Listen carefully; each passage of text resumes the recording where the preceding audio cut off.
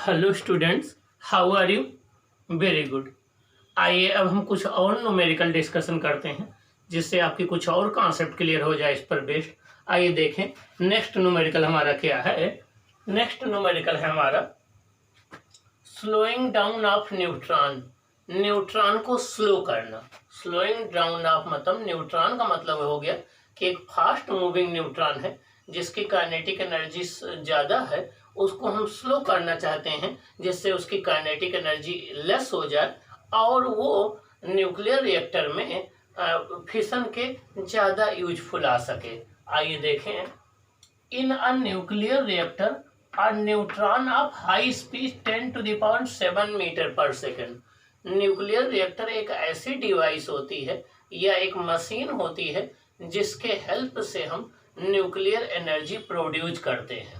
Nuclear reactor एक ऐसी device होती है जिसके हेल्प से हम न्यूक्लियर एनर्जी प्रोड्यूस करते हैं। न्यूक्लियर रिएक्टर में फास्ट न्यूट्रॉन होते हैं जिनकी speed 10 to the power 7 metre पर सेकेंड होती है और इनको हमें स्लो न्यूट्रॉन में कन्वर्ट करना होता है जिनकी speed 10 to the power 3 metre पर सेकेंड होती है।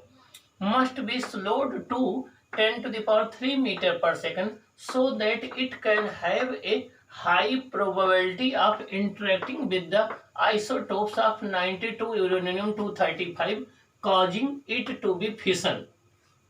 मीन्स न्यूक्लियर रिएक्टर में हमें फास्ट न्यूट्रॉन जिसकी speed 10 to the power 7 metre पर सेकंड होती है उसको slow neutron 10 to the power 3 metre पर सेकंड के न्यूट्रॉन में कन्वर्ट करना होता है जिससे उसका इंट्रैक्शन 92 यूरेनियम 235, ये यूरेनियम का एक आइसोटोप्स है। यूरेनियम के दो आइसोटोप्स होते हैं, एक 92 यूरेनियम 238, एक 92 यूरेनियम 235। तो जिससे इससे इंटरेक्शन की प्रोबेबिलिटी बढ़ जाए, मीन्स इससे इंटरेक्शन के चांसेस बढ़ जाए, causing it to be fission so that a neutron can lost most of kinetic energy in an elastic collision with a light nucleus like deuterium or carbon which has a mass only a few times neutron mass. हमें ये show करना है कि जब neutron एक ऐसे particle से collision करेगा जिसका मास न्यूट्रॉन का फ्यू टाइम्स होगा तो मैक्सिमम न्यूट्रॉन की काइनेटिक एनर्जी जो है उसको ट्रांसफर हो जाएगी। The material like heavy water और graphite are called the moderator.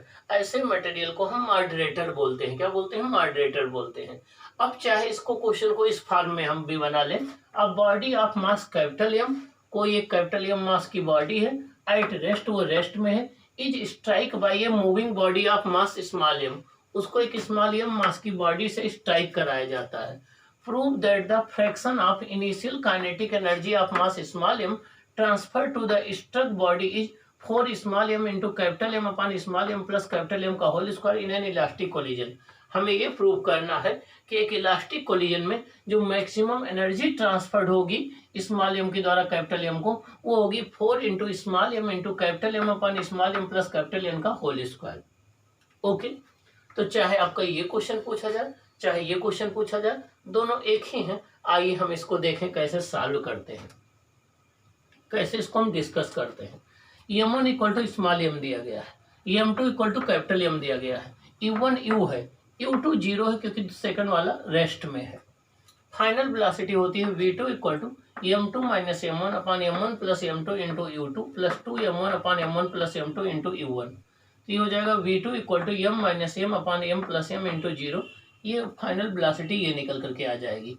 u2 हमारा 0 है तो फाइनल वेलोसिटी ये आ जाएगी। तो initial kinetic energy small m mass की कितनी हो जाएगी? K i equal to half m u square, और कैपिटल एम मास की काइनेटिक एनर्जी कितनी आ जाएगी? Half m v two square, तो half m 2m u upon small M plus capital M का होल स्क्वायर। क्योंकि v2 की value हम निकाल चुके हैं, ये वैल्यू यहाँ पर हम पुट कर देंगे तो ये आ जाएगा k2 equal to 2 capital M into small m square u square upon small M plus capital M का होल स्क्वायर। ये काइनेटिक एनर्जी है कोलिजन के बाद स्टेशनरी पार्टिकल की, कैपिटल एम वाले मास की। अब कितनी फ्रैक्शन काइनेटिक एनर्जी ट्रांसफर हुई? Fraction of kinetic energy transfer F equal to k2 upon k1। तो k2 आपका ये है और k1 हमारा ये है जो इनिशियल काइनेटिक है। ये आ जाएगा 4 small M into capital M upon small M plus capital M का होल स्क्वायर। ये हमारी प्रूविंग आ गई, ये जो हमें प्रूव करना था। अब यहाँ पर हम ड्यूटेरियम की बात करें तो ड्यूटेरियम जो होता है वो आपका ड्यूटेरियम जो है, ड्यूटेरियम होता है 1H2, इसमें से एक इलेक्ट्रॉन निकाल दें तो इसमें 1H2 में एक प्रोटॉन होता है, एक न्यूट्रॉन होता है। 1H1 में कोई न्यूट्रॉन नहीं होते हैं, 1H2 में 1 प्रोटॉन 1 न्यूट्रॉन होता है, ठीक ना। 1 इलेक्ट्रॉन 1 प्रोटॉन 1 न्यूट्रॉन, तो 1 प्रोटॉन और 1 न्यूट्रॉन, प्रोटॉन और न्यूट्रॉन के मास को हम सेम मान लें तो ड्यूटेरियम का या ड्यूटेरियम का जो मास हो जाएगा न्यूट्रॉन का 2 टाइम्स हो जाएगा। तो ये देखिए हमने ड्यूटेरियम का मास 2 टाइम्स ले लिया। अब यफ जो हो जाएगा वो हो जाएगा कैपिटल एम की वैल्यू हम रख दें तो ये आ जाएगा आपका 0.9% या 90%। इसका मतलब हो गया कि जब न्यूट्रॉन ड्यूटेरियम न्यूक्लियस से टकराएगा, ड्यूटेरियम से टकराएगा तो अपनी 90% एनर्जी जो है वो ट्रांसफर कर देगा दूसरे को, उसको, और केवल 10% एनर्जी उसकी बचेगी। आइए कार्बन देखें, कार्बन का होता है 6C12 या ग्रेफाइट का होता है 6C12, तो इसका 12 है। यहाँ पर निकालेंगे तो केवल 28% ट्रांसफर करेगा। मीन्स ग्रेफाइट से जब वो जाकर के स्ट्राइक करेगा तो केवल 28% एनर्जी जो है वो ट्रांसफर करेगा, लेकिन अगर ड्यूटेरियम से टकराएगा तो 90% ट्रांसफर कर देगा। इसका तो ज़्यादा पॉसिबिलिटी है कि ड्यूटेरियम से टकराने पर वो फास्ट न्यूट्रॉन स्लो न्यूट्रॉन में कन्वर्ट हो जाएगा, इसीलिए ड्यूटेरियम को बेस्ट मॉडरेटर माना जाता है। ओके, समझे।